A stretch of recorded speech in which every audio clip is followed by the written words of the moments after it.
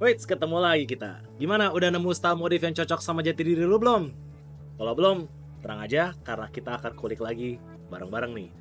Gue ada referensi tambahan nih buat lu milih aliran modifikasi mana yang benar-benar cocok sama lu. Stay tune ya, style nomor 7 itu lagi rame banget belakangan ini. So, balik lagi sama gue, Witansa, let's get it on the top list.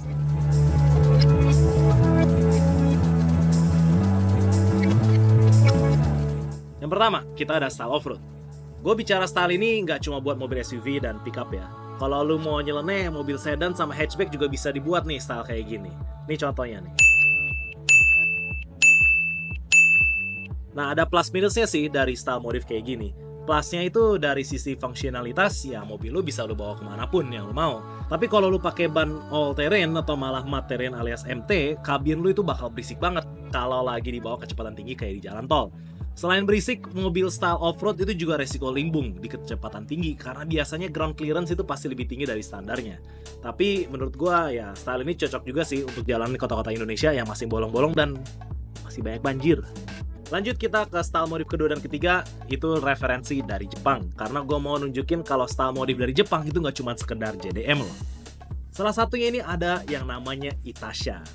Kalau diterjemahin ke bahasa Inggris, Itasha itu diambil dari kata itai yang artinya painful atau cringeworthy dan sha artinya vehicle. Basically, style Itasha itu gaya modif eksterior mobil yang pakai livery anime. Gak cuma mobil sih, motor juga bisa sebenarnya. Gambar livery ini itu biasa dari karakter manga atau bisa juga dari video game. Jadi buat wibu-wibu yang mau modif mobilnya sesuai sama referensi anime favorit mereka, ya bisa banget pakai style ini.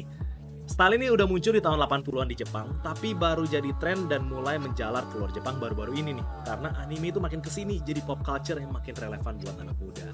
Style Itasha sekarang itu udah nyampe Amerika, Europe, dan juga udah sampai di Indonesia. Buat referensi, dari Indonesia lu bisa lihat nih mobil Toyota Mark X-nya Bang Dilon yang konsisten pakai gaya Itasha. Cek aja Instagramnya @whip.kuruma, itu keren banget deh. Lanjut kita ada masih dari Jepang ya. Nah ini gue mau kasih yang lebih unik lagi dari Itasha, yaitu Bosozoku. Yang hobi ikutin kultur Jepangan pasti udah tau lah style kayak gini.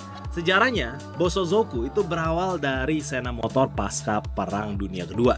Waktu itu para veteran perang Jepang kesulitan hidup normal di tengah masyarakat.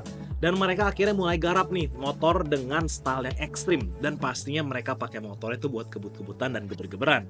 Perlahan style Bosozoku itu mulai merembet ke mobil. Dan sesuai dengan stylenya yang ngelawan batas normal, perlahan di tahun 70-an, Bosozoku ini mulai dikait-kaitkan dengan gangster. Karena ya kelakuan mereka yang rebel dan adrenalin junkie banget, doyan berantem dan juga kebut-kebutan. Style mobil Bosozoku itu nyeleneh total. Spoiler yang kelewat gede, knalpot yang menjalar tinggi kemana-mana. Warna cat mobil yang mencolok banget, sampai lampu-lampu LED warna-warni yang bikin mobil Bosozoku ini jadi heboh banget kalau lagi jalan malam-malam. Gimana? Berani nggak lu pakai style Bosozoku di jalan Indonesia? Beres urusan kita di negeri Sakura, sekarang kita nyebrang ke negeri Uncle Sam. Buat lu yang doyan modif ekstrim ala Amerika, lu bisa coba hot rod.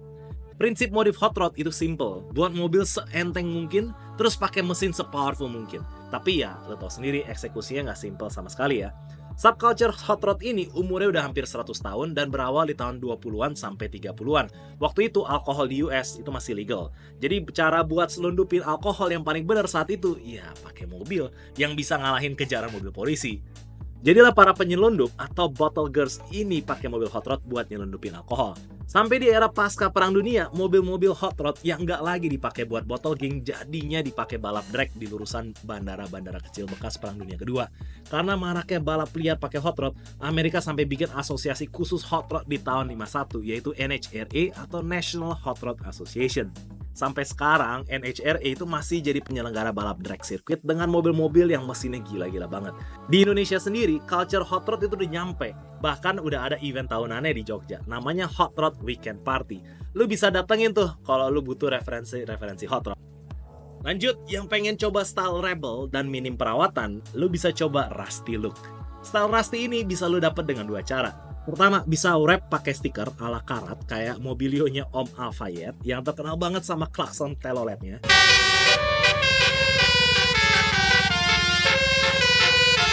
Lu bisa cek Instagramnya di Alfayet Chelsea. Kedua, lu bisa coba buat mobil lu Rusty beneran tapi tetap terawat.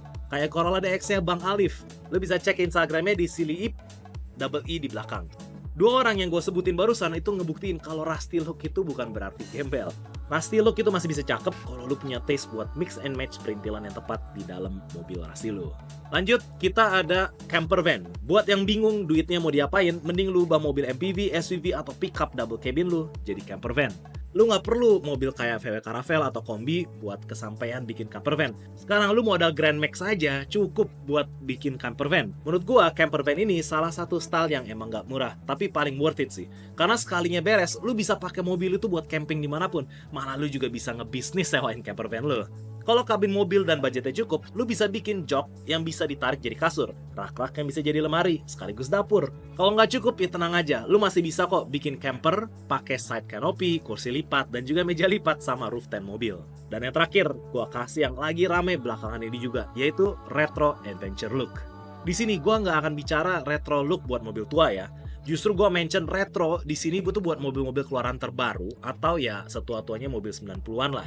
Ada beberapa template style retro yang bisa lu coba terapin ke mobil baru lu nih. Pertama itu pelek nih. Lu bisa pakai pelek kaleng, drop pelek retro ala VW, atau drop pelek Moon Ice-nya sekalian.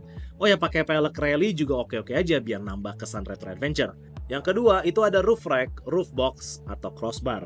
Dan yang ketiga itu stiker decal gaya stripe ala 90-an kayak gini nih. That's it, sisanya bebas aja. Lu mau pakai extra fog lamp boleh, mau pakai setir Nardi wood biar kesan retronya kerasa di interior itu juga oke.